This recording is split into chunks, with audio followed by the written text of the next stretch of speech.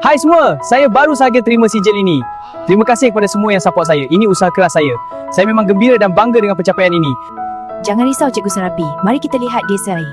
Baik Cikgu Amin, saya masih baru Pak dah. Itu luar untuk pendasar. Lihat poster SGM Dungu Taksiran. Cikgu, berapa lama bumi mengelilingi matahari? Soalan yang bagus, kira-kira 365 hari. Selamat pagi semua, saya dari Jawatankuasa Kurikulum. Sani adalah untuk pencapaian kita semua. Teruskan usaha dan kerjasama. Selamat datang, mari kita mulakan sesi bimbingan hari ini. Terima kasih Cikgu bersedia. Baik, model ini biar menunjukkan bagian biana. Pak konsep yang bagus. Kuat sekali, kami akan praktikkan. Terima kasih semua, saya amat berbangga dengan anugerah ini. Ini mencerminkan inovasi yang saya usahakan demi transformasi pendidikan. Saya juga menulis modul dan berkongsi ilmu untuk Malaysia yang gemicara.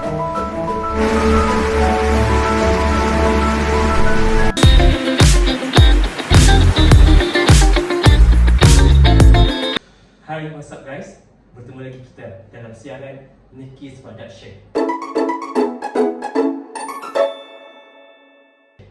Assalamualaikum dan salam sejahtera. Salam IPG peneraju Kecerahan Guru Pertama Dunia dan salam pintar KLI. Kembali lagi dalam EduChat. Hari ini kita nak sembang santai tentang rancangan perjalanan kerjaya seorang guru.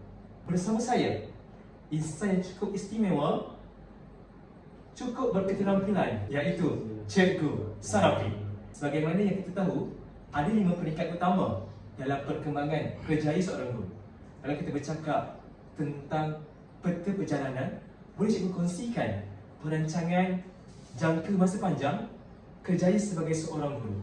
Ini adalah perancangan saya. Pada peringkat pertama, peringkat guru novis, grade 9 selama 1 hingga 3 tahun. Fokus saya adalah saya akan beradaptasi dan bersosialisasi bersama rakan guru dan murid. Sebagai pemegang DG 9, saya perlu memantapkan pengurusan bilik gajah dan memahami Standard Guru Malaysia SDM 2.0 secara praktikal melalui bengkel atau latihan bimbingan. Seterusnya, di peringkat guru novis lanjutan, iaitu grade 9 ke grade 10 pada tahun ke-4 sehingga tahun ke-8. Apabila sudah sah jawatan saya dan menuju DG 9, saya bukan lagi sekadar pengikut. Saya mula menghasilkan inovasi PDP yang kreatif dan melibatkan diri secara aktif dalam komuniti pembelajaran profesional PLC, peringkat sekolah dan pada peringkat daerah dan seterusnya. Pada peringkat ketiga, iaitu peringkat guru cekap pada grade 9 ke grade 12. Pada peringkat DG ini, saya akan menyasarkan untuk menjadi mentor kepada guru-guru novis. Saya akan fokus kepada standard 3, iaitu kemahiran PDP dengan menjadi pakar rujuk dalam subjek saya di sekolah. Saya juga bercadang untuk memulakan penulisan penyelidikan. Yang pertama, pada peringkat 4 pula, peringkat guru mahir dari DG 48 ke DG 52 semasa bertahun berkhidmat tahun 16 hingga ke tahun 22, saya akan fokus kepada pakar bidang dan inovator.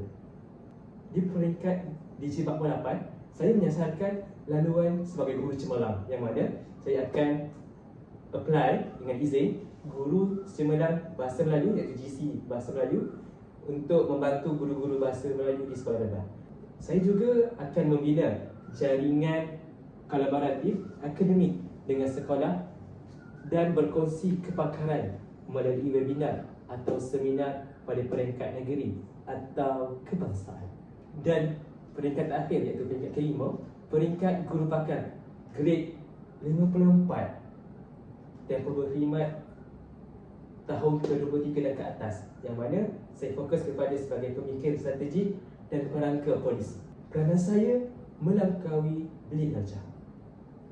Saya mahu menyumbang dalam penghasilan modul PDP pada peringkat kebangsaan, menjadi penasihat kurikulum dan bertindak sebagai penggerak transformasi pendidikan negara selaras dengan aspirasi modal insan dan RPM 2026-2035. Jadi, sedar atau tidak sedar, Setiap guru sedang melakar peta perjalanan profesional masing-masing berdasarkan standard yang berkualiti.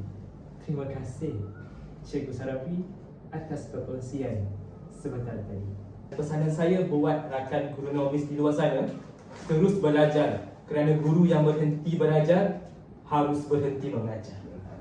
Itu sahaja untuk kali ini. Jumpa lagi di episod yang akan datang. Bye-bye.